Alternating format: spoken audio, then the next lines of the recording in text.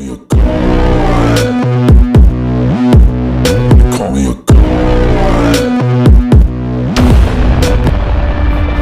What's going on, folks? We're back with another one. This just fell into my lap, y'all. George Carlin. The 3 categories of brainwashing.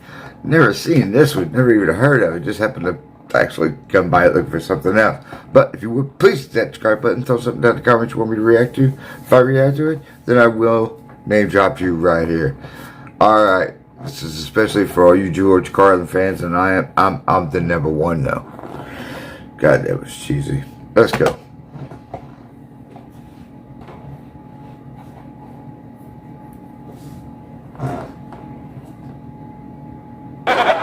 We're going to go back to advertising, and we're going to go on a little bullshit hunt. A little bullshit hunt.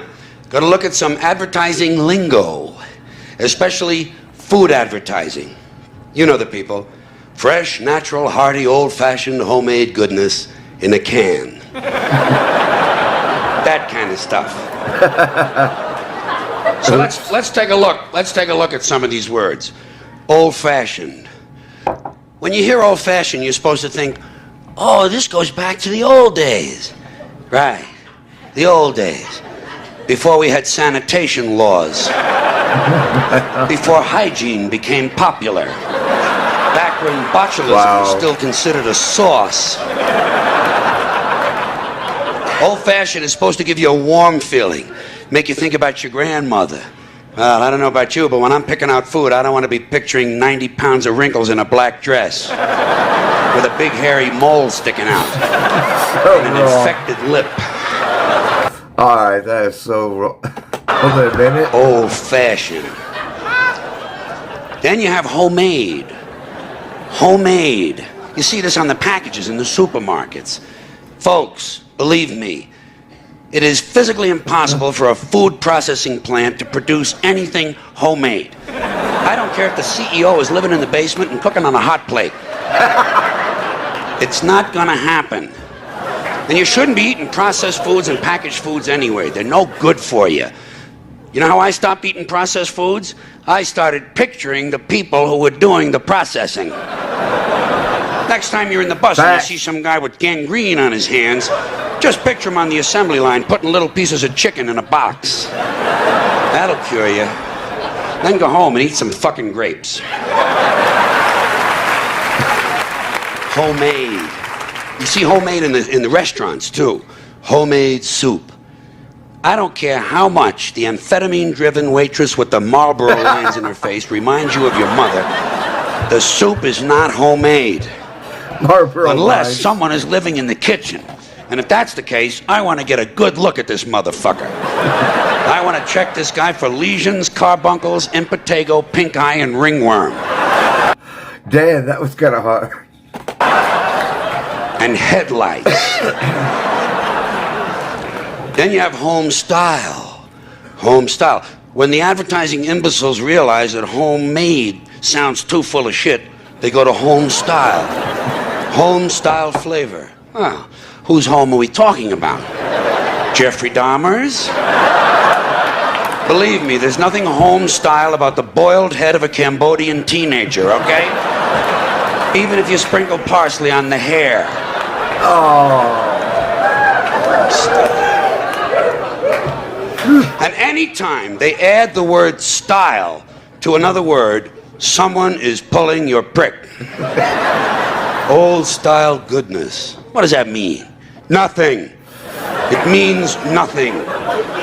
New York style deli. It means it's not located in New York. That's all it means, or they wouldn't have to say it in the first place.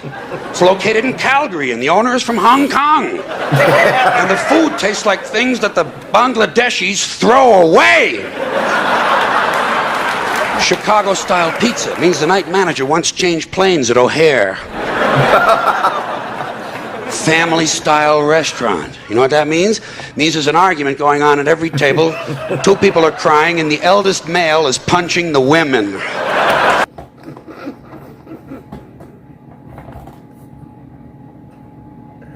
That's facts. Family style.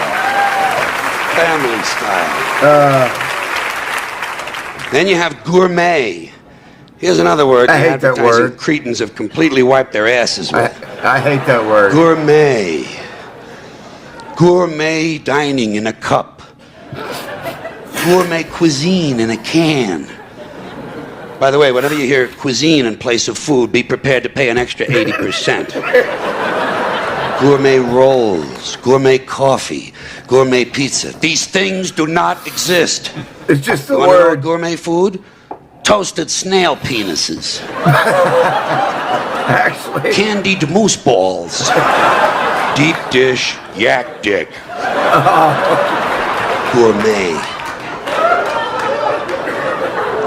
Here's another full of shit food word. Hearty. Hearty. Soup is hearty. I know every one of these terms. Believe me, they're from the Midwest. Well, maybe a little bit of the South, but the Midwest. And they're all completely ignorant. Breakfast is hearty. You know what I do when I hear the word hearty? I look at the label. 300 grams of saturated fat. Hearty, as in heart attack. It's the same with buttery and lemony and chocolatey. Real chocolatey goodness. You know what that means? No fucking chocolate.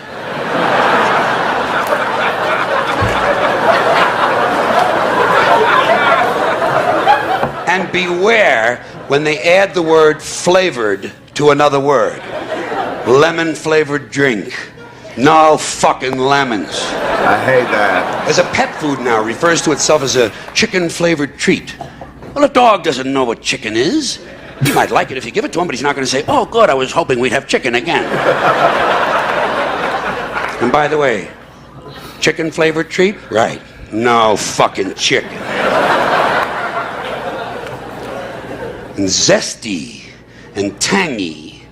Zesty and tangy are not real words that normal human beings use in conversation. They're advertising words. Do you ever have someone turn to you and say, this is real zesty? And tangy, too. Now, one more food word before I completely change the subject. Natural. And this is directed to all you health food fiends and environmental nitwits and yuppie cocksuckers who are running around in your natural fibers. I was waiting on that. Your natural fibers. There we go. Pause. The word natural is completely meaningless. Everything is natural. Nature includes everything. It's not just trees and flowers. It's everything. A chemical company's toxic waste is completely natural. It's part of nature. We're all part of nature. Everything is natural. Dog shit is natural. It's just not real good food.